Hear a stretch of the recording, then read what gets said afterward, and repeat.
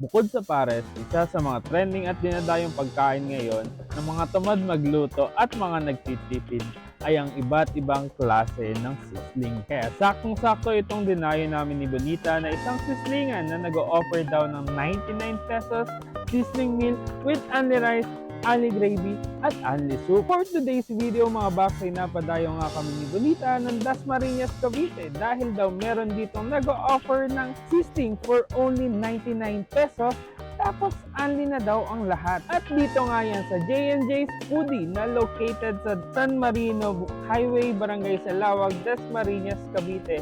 Madali lang siya makita dahil sa pulang tent na setup nila. Marami kang pagpipilian dito mga box dahil meron silang silog meals, chicken wings, at ang pinakasikat sa kanila, ang sisling meal. Grabe nga yung customers nila dito dahil laging puno at may mga waiting pa. Talagang dinadayo at binabalik-balikan. Kaya naman di na kami nagpahuli ni Bonita at sinubukan na nga namin ang mga best sellers nila. Agad na tinikman at sinubukan ni Bonita ang kanilang sisling pork chop.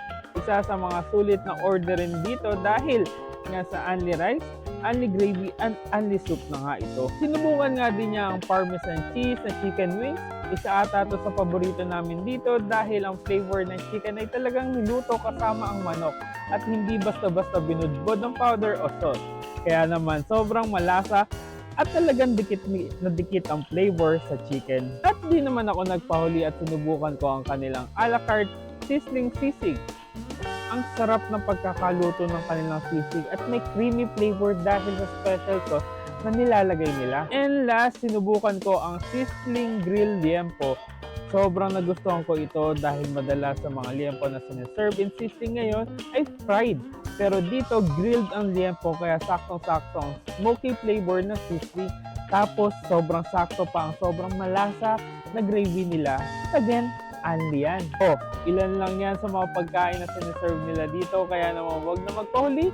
Tara tikman at tara tayo dito. Again, located nga sila sa San Marino Highway, Barangay Salawag, Dasmariñas, Cavite. Malapit sa San Marino Circle at open sila 24 hours and open sila halos araw-araw dahil close nga sila every Monday. Kaya naman maraming time para bumisita at dumayo. At meron din naman silang delivery options. PM nyo lang si Sir Jerome Dino for more info. Di ba? Isang mura, masarap at kakaibang kainan na naman ang nadayo natin. At syempre, di pa rin tayo titigil sa paghahanap ng iba pang kainan para sa inyong pagpipilian. So, tatapusin muna natin ang vlog for today and thank you for watching.